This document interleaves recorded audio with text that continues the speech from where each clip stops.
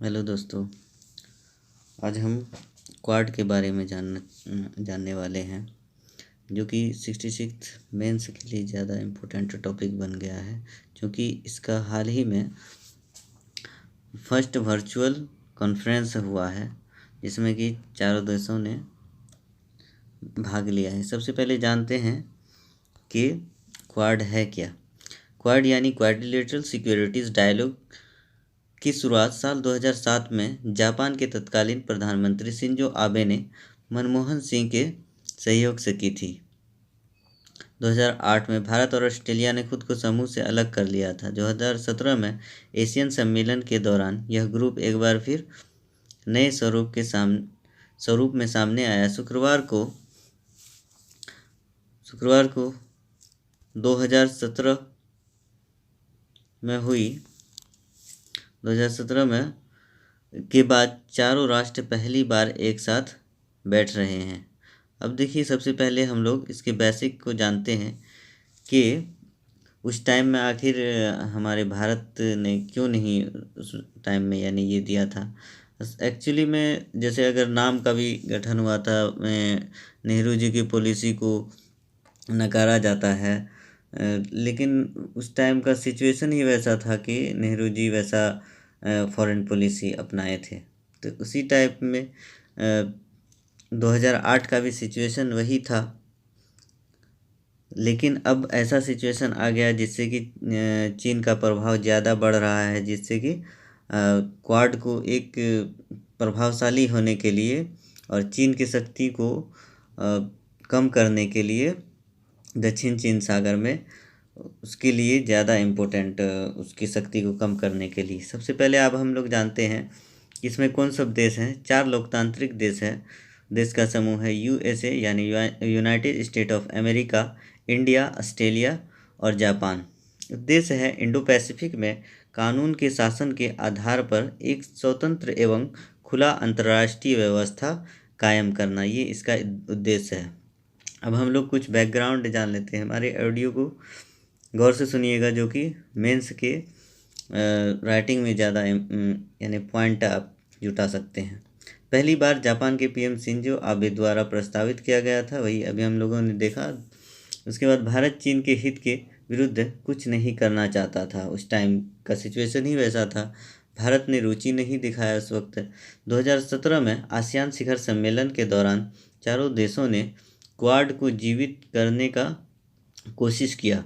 सितंबर 2017 में क्वाड के मंत्री स्तरीय बनाया गया। नवंबर 2020 में मालाबार युद्धाभ्यास, जिसमें पहली बार चारों देशों की नौसेना शामिल हुई। क्वाड के देश एवं चीन से आखिर क्या यानी कि प्रतिस्पर्धा था। तो अगर हम लोग देखें तो यूएसए के साथ क्या प्रतिस्पर्धा था। यूएसए के साथ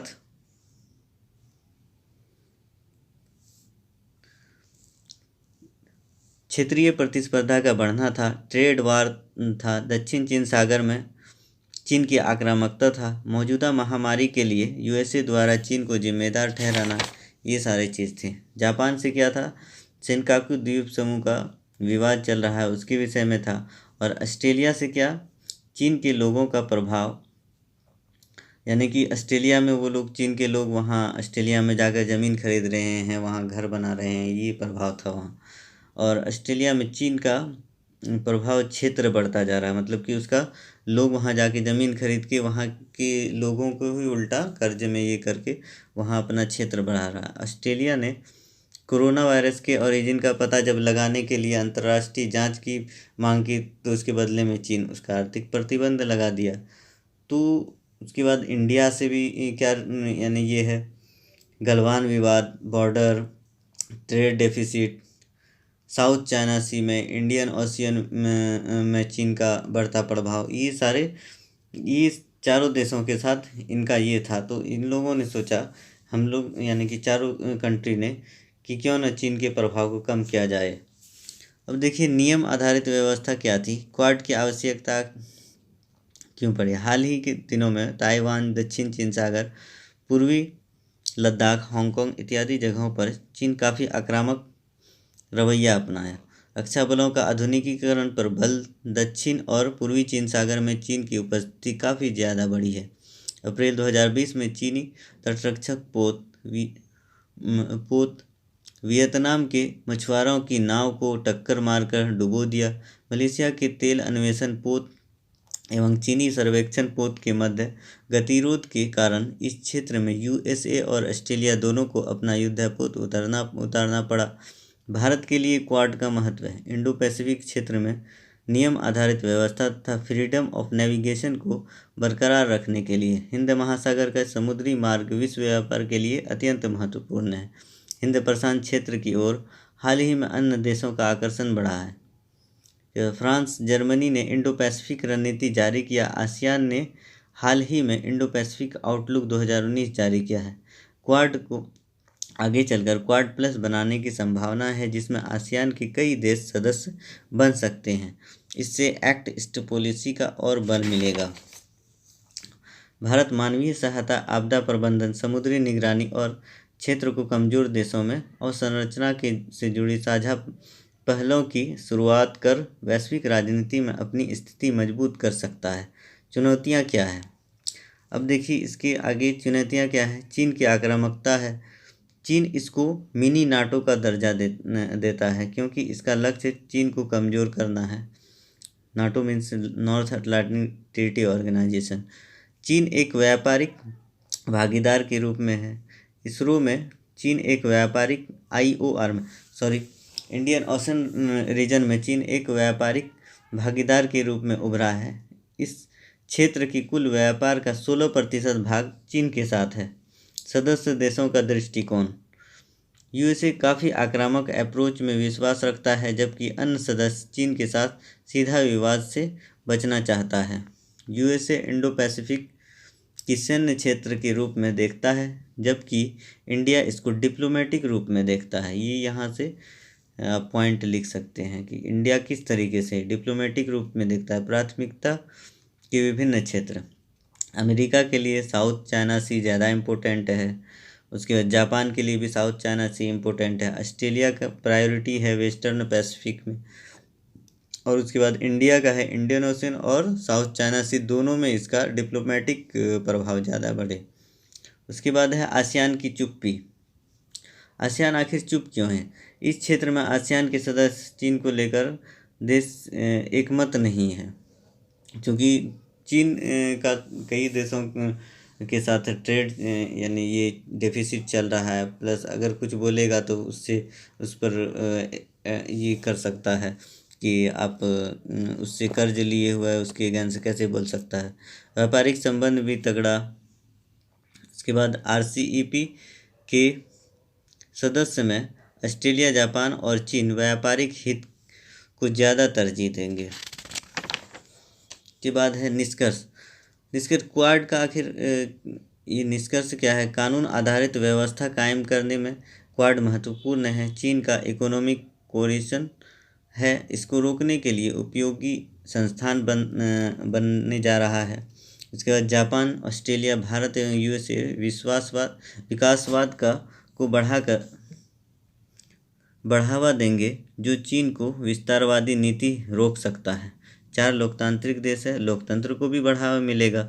अब देखिए इसका इतना पहले गठन हुआ था, लेकिन 12 मार्च 2021 को क्वाड की पहली बैठक हुई, जिसमें मोदी, बाइडेन, जापान और ऑस्ट्रेलिया के PM मीटिंग में शामिल हुए। इसमें कहा गया है कि चीन पर अंकुश कैसे लगाया जाए। क्वाड नेताओं ने बयान में कहा है क्वाड नेताओं ने संयुक्त बयान में कहा वैक्सीन टेक्नोलॉजी में वो जलवायु वर्किंग ग्रुप बनेगा। क्वाड नेताओं की पहली बैठक शुक्रवार को हुई। इस वर्चुअल मीटिंग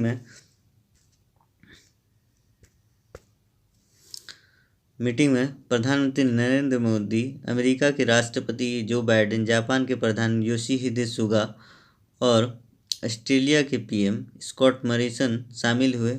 4 बड़े लोकतांत्रिक देशों ने अपने वर्चुअल शिखर सम्मेलन में क्वाड तौर पर एक नई ताकत के उदय का शंखनाद किया। अच्छा पॉइंट है। करीब 14 साल तक अनौपचारिक सुरक्षा संवाद का यह मंच अब औपचारिक रूप में स्थापित हो गया। बाइडेन ने बैठक में पहली बार पीएम मोदी से वर्चुअल मुलाकात की। अपने भाषण के बाद जब उन्होंने भारतीय नेता को बोलने के लिए आमंत्रित किया तो दोस्ताना आवाज़ में कहा, आपको देखकर बहुत खुशी हुई मोदी जी। इसको आप लोग एक बार वीडियो को पॉज करके पढ़ लीजिएगा, मेरी इम्पोर्टेंट बात हम लोग देखें तो ये है कि भारत ऑस्ट्रेलिया और जापान के साथ जो गठबंधन है वो भारत के विकास में मील का पत्थर साबित होगा। इन देशों से भारत को 5 तरह से मदद मिलेगी। पहली, आर्टिफिशियल इंटेलिजेंस में ऑस्ट्रेलिया से मदद मिलेगी, इससे हम इंटेलिजेंस बहुत मजबूत होंगे और चीन का हस्तक्षेप कम होगा। ये सारे पॉइंट अभी हम जो बोल रहे हैं ये इम्पोर्टेंट है मेंस के राइटिंग के लिए। दूसरा है ट्रेड एग्रीमेंट। इन देशों के साथ क्वाड मीटिंग में हम व्यक्तिगत ट्रेड एग्रीमेंट की तरफ बढ़ सकते हैं। इससे हमारे पास ज़्यादा से ज़्यादा टेक्नोलॉजी आएगी। अमेरिका से हमें भरपूर टाइटेनियम, हीलियम गैस वो स्पेस की मदद मिलेगी। ऑस्ट्रेलिया से कोयला, यूरेनियम वो जापान से हाई टेक्नोलॉजी सस्ते दामों पर हमें मिल सकती है। तीसरा अगर देखें पॉइंट तो टेलीकॉम, मोबाइल उद्योग, आंतरिक सुरक्षा, हमारे इलेक्ट्रॉनिक गैजेट्स, इंटरनेट जैसे तमाम हार्डवेयर हमें सस्ते दामों पर इन देशों से मिलेंगे तो चीन की ओर से साइबर अटैक का खतरा कम होगा। अभी 5G में चीन सबसे आगे है, लेकिन क्वाड कंट्री अपना 5G या 6G नेटवर्क बना लेगी, जिससे चीन की अस्तित्व टेलीकॉम में ख़त्म हो जाएगी। चौथा है वियतनाम, साउथ कोरिया जैसे देशों से हमारी दोस्ती भी इन देशों के कारण बेहतर होगी। इन देशों के मित्र देशों से हमारे ट्रेड एग्रीमेंट होंगे तो हमारे व्यापार को नई दिशा मिलेगी, इससे चीन पर दबाव बनेगा। पांचवी, मदद हथियारों के मामले में खासकर अमेरिका, जापान और ऑस्ट्रेलिया से हथियारों का आदान प्रदान हमें मजबूत करेगा और चीन को पीछे धकेलेगा। तो ये यानी कि क्वाड के बारे में है, हमने सारा पॉइंट डिस्कस किया है जो कि आप अपने मेंस राइटिंग में कर सकते हैं। Thank you. इसको लाइक कीजिए, शेयर कीजिए।